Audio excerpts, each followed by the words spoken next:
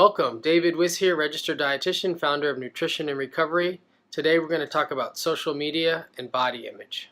This topic will be more and more important as we move forward into a social media dominated society and as body image concerns seem to grow, particularly among adolescents, which is characterized by a heightened sense of value being placed on societal norms such as appearance. There's increased sexual interest, placing further importance on body.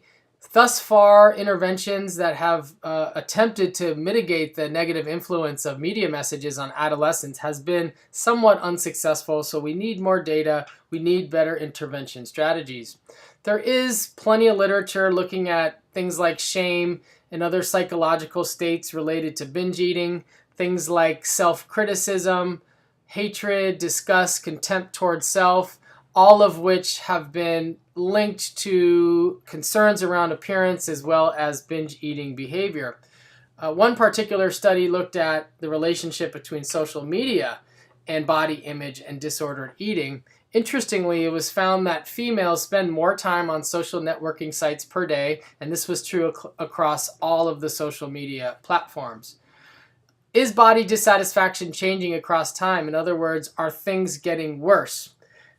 Their conclusion suggested that in terms of thinness-oriented body dissatisfaction, women do continue to report more dissatisfaction than men, although the current results indicate that the gender gap on this domain may be decreasing, suggesting that body image issues are not just a female problem anymore.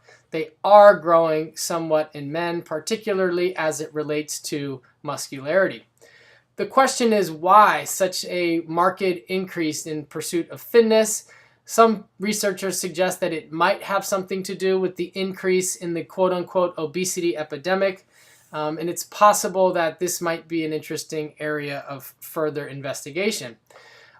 I think that Instagram has been a major contributor to body image concerns and body dissatisfaction.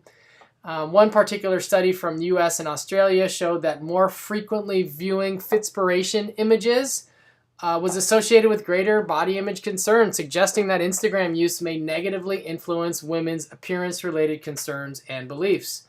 Hashtags like FITSPO yield images like these.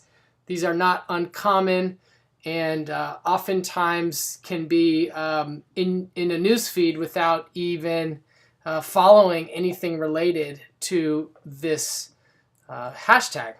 In the UK, it was shown that Instagram use is linked to increased symptoms of orthorexia nervosa, which is an unhealthy obsession with the quality of food.